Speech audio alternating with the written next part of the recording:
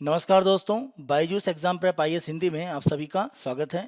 आज की बड़ी खबर में हम G7 के संदर्भ में प्रमुख रूप से चर्चा करेंगे। जैसा आप सभी जानते हैं, वर्तमान में G7 का 48वां जो शिखर सम्मेलन है उसका आयोजन जर्मनी में किया जा रहा है। उसी परिप्रेक्ष्य में हम G7 के अलग अलग पक्षों की चर्चा करेंगे। जब हम G7 की बात करते हैं तो इसकी जो प्रारंभ है वो G6 के रूप में एक तरह से हुआ था। जब हम G7 की स्थापना की बात करते हैं तो यह प्रमुख रूप से G6 के माध्यम से प्रारंभ हुआ। इसे प्रारंभ करने में प्रमुख रूप से दो व्यक्तियों का योगदान सबसे महत्वपूर्ण है। पहले फ्रांस के पूर्व राष्ट्रपति वैलेरी गिस्कार्ड डेस्टिंग और दूसरे उस समय के पश्चिमी जर्मनी के चांसलर हेलमट स्मिट। इन दोनों के द्वारा प्रमुख रूप से इसकी शुरुआत की गई। और आप ध्यान रखें कि G7 की शुरुआत का जो प्रारंभिक भाग है वो 1975 में जो सम्मेलन आयोजित किया गया था वह विश्व का पहला विश्व आर्थिक शिखर सम्मेलन कहलाता था और यही आगे चलकर G7 में परिवर्तित हुआ।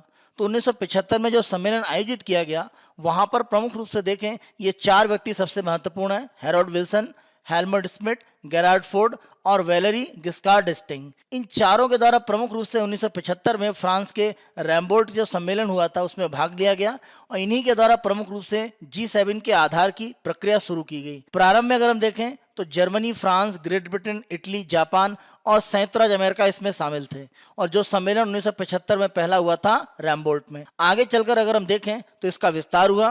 तो प्रारंभ में ये केवल 6 देशों के द्वारा शुरू किया गया था और यह G6 के रूप में कहलाता था।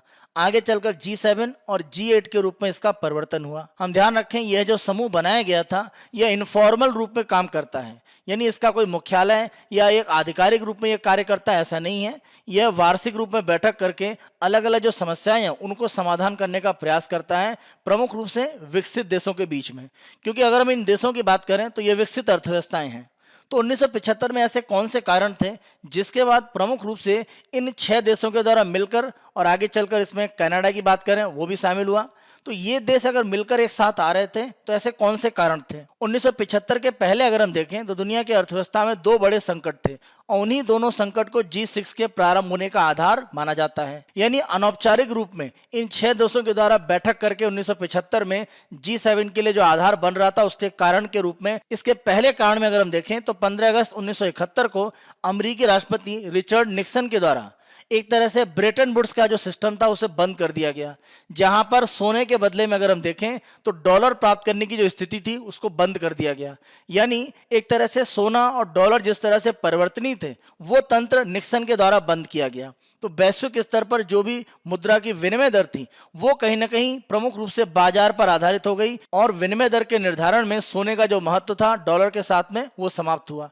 तो इसने एक तरह से वैश्विक स्तर पर विनिमय दर में बड़े परिवर्तन लाए। तो यह एक आर्थिक संकट की स्थितियां बन रही थी उस समय, क्योंकि बहुत सारे देश इसके साथ में अपने आप को स्वीकार नहीं कर पा रहे थे।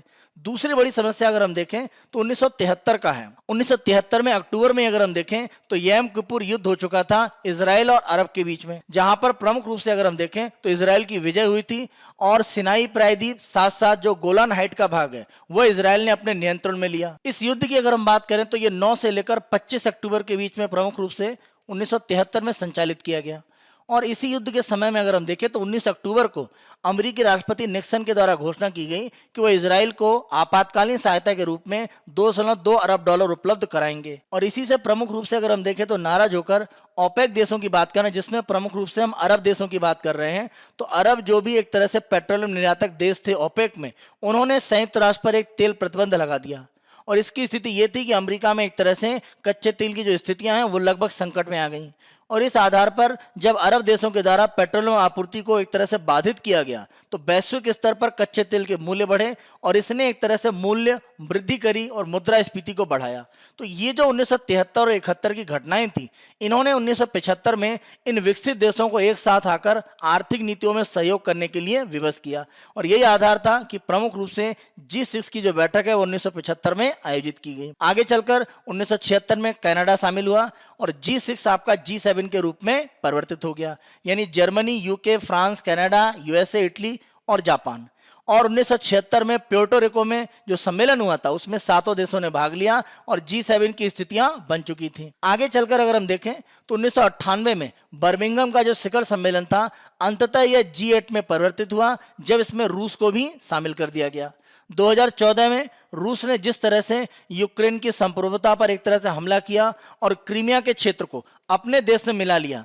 तो क्रीमिया का जो नियंत्रण एक तरह से रूस ने प्राप्त किया, उसी के आधार पर उसके विरोध स्वरूप अमेरिका और अन्य सहयोगी देशों ने G8 में से रूस को बाहर कर दिया और यह पुनः आपका परिवर्तित हो गया G7, यानी वर्तमान में भी यह G7 के रूप में ही संचालित हो रहा है। और इसी की जो 48वीं बैठक है वह जर्मनी में बावेरिया का जो आल्प्स पहाड़ों का क्षेत्र है वहां पर एक पर्यटन स्थल पर प्रमुख रूप से आयोजित की जा रही है। सभी सदस्य देशों को यहाँ पर शिखर सम्मेलन एक क्रम पद्धति में दिया जाता है आयोजित करने के लिए, और जिस देश में शिखर सम्मेलन होता है वही इसका एजेंडा निर्धारित करता है कि एजेंडा G7 की बैठक का क्या होगा। साथ साथ अगर हम रसद यानी लॉजिस्टिक की बात करें कि किस रूप में G7 के सम्मेलन को आयोजित करना है, वो सारी स्थितियां भी उस देश के द्वारा ही निर्धारित की जाती हैं, जैसे इस वर्ष के लिए जर्मनी के द्वारा किया जा रहा है। G7 के कुछ प्रमुख कार्यों की बात करें जिसके आधार पर वैश्विक अर्थव्यवस्था में इसने अपने प्रभाव को बढ़ाया है, तो 2022 में अगर हम देखें आंकड़ा आपको बताएगा कि वैश्विक अर्थव्यवस्था में इनका महत्व काफी है।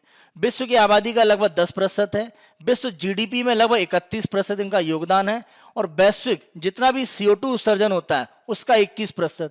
यानी जब हम सतत विकास की बात करते हैं तो उसमें प्रमुख रूप से इन देशों की तरफ से योगदान आवश्यक है। 1997 में G7 के देशों के द्वारा चेरनोबिल जो दुर्घटना हुई थी रूस में, उसको एक तरह से नियंत्रित करने के लिए वहां पर जो उसके प्रभाव उत्पन्न हो रहे थे उस दुर्घटना के कारण, उसको कम करने के लिए $300 मिलियन की एक सहायता प्रदान करी थी। तो इस रूप में रूस की यहां पर कह सकते हैं एक मदद की गई। 2002 का जो शिखर सम्मेलन था वहां पर एड्स, तपेदिक और मलेरिया के खतरों से लड़ने के लिए एक समन्वित प्रतिक्रिया के रूप में इन्होंने निर्णय लिया और अलग अलग देशों को इसके लिए आर्थिक सहायता भी दी गई। G7 के द्वारा ग्लोबल अपोलो प्रोग्राम को 2015 में यूके के द्वारा प्रमुख रूप से आगे बढ़ाया गया। यूके के इस कार्यक्रम के माध्यम से प्रमुख रूप से प्रयास यह था कि स्वच्छ ऊर्जा में अनुसंधान और विकास को बढ़ावा दिया जाए। आगे चलकर प्रमुख रूप से देखें तो अन्य देशों ने भी इसको स्वीकार किया और अपोलो प्रोग्राम के माध्यम से G7 का लक्ष्य यह है कि 2015 से 2025 के बीच में जलवायु परिवर्तन से निपटने के लिए अपने सकल घरेलू उत्पाद का 0.02% वो खर्च करेंगे, और माना जा रहा है कि यह लगभग 10 साल की अवधि में $150 अरब की राशि होगी, और यह सतत विकास के लिए G7 की तरफ से की गई एक बड़ी पहल हो गई। इस आधार पर सतत विकास में जिन देशों को आर्थिक रूप में समस्याएं हैं उनको एक तरह से यहां से मदद हो सकती है। वर्तमान स्थितियों में G7 की प्रासंगिकता पर हमेशा सवाल उठते हैं, तो इसके सामने प्रमुख अगर हम समस्याओं को देखें, सबसे प्रमुख समस्या ये है कि G7 को एक तरह का बंद समूह माना जाता है। वर्तमान में अगर हम देखें तो भारत, चीन, मैक्सिको, ब्राजील जैसी जो उभरती हुई अर्थव्यवस्थाएं हैं उनको सम्मेलन में बुलाया जरूर जाता है, लेकिन अभी भी G7 में वो अंतिम रूप में शामिल नहीं है। तो इस रूप में अगर हम देखें तो माना यह जाता है कि जो अमीर देश है उनके द्वारा मिलकर एक समूह के रूप में बैठ के कर अपने लाभ के लिए बातें की जाती हैं। वैश्विक स्तर पर स्थितियां कैसे बदल सकती हैं उसके संदर्भ में प्रमुख रूप से प्रयास नहीं होते हैं। इस संगठन में अगर हम देखें तो यूरोपीय संघ का प्रभाव एक तरह से अधिक है, क्योंकि जर्मनी की बात करें, फ्रांस ले लें, इटली ले लें, ये तीनों ही यूरोपीय संघ के देश हैं और साथ साथ यहाँ भी शामिल हैं। कुछ समय पहले तक यूके जो यूरोपीय संघ का हिस्सा था वो भी यहाँ पर था। तो इस रूप में माना जाता है कि यूरोपीय संघ G7 की नीतियों को काफी बड़े पैमाने पर आगे बढ़ाने का काम करता है।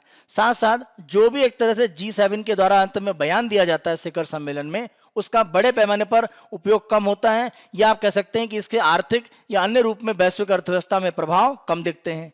आवंटित जो समय है शिखर सम्मेलन का वो कम है, और बड़े जो मुद्दे वैश्विक स्तर पर रहते हैं उनका सही रूप में कोई निवारण करने के लिए कोई ठोस विचारधारा सामने नहीं आती है। सबसे बड़ी यहाँ पर समस्या भारत और चीन जैसे जो सबसे बड़ी अर्थव्यवस्थाएं तेजी से आगे बढ़ रही हैं उनको G7 में शामिल न करना।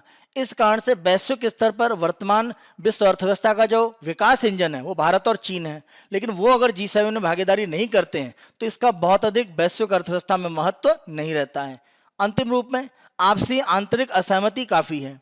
अगर हम यूक्रेन और रूस के विवाद में देखें तो अमेरिका जिस तरह से बात कर रहा है और यूरोप के देश जैसे फ्रांस, जर्मनी, इटली बात कर रहे हैं, काफी एक तरह से अंतर दिखता है। तो इस तरह के जो अंतर्द्वंद हैं वो G7 में काफी हैं। इसी कारण से माना जाता है कि G7 का जो प्रभाव हो सकता है उतना बड़ा प्रभाव वो नहीं बना पाता है, जबकि आर्थिक रूप में एक बड़ी शक्ति है अगर हम G7 को सम्मिलित रूप में देखें। भविष्य में इसके द्वारा अगर प्रयास बढ़ाए जाते हैं तो यह अपने प्रभाव एक तरह से बढ़ा सकता है वैश्विक अर्थव्यवस्था में। यह हमारी G7 के संदर्भ में आज की बड़ी खबर है। आने वाले समय में अन्य दिनों की बड़ी खबर को इसी रूप में हम प्रस्तुत करते रहेंगे। आप हमारी इस पहल को बेहद पसंद कर रहे हैं। अधिक से अधिक संख्या में लाइक, शेयर और सब्सक्राइब करना ना भूलें। धन्यवाद।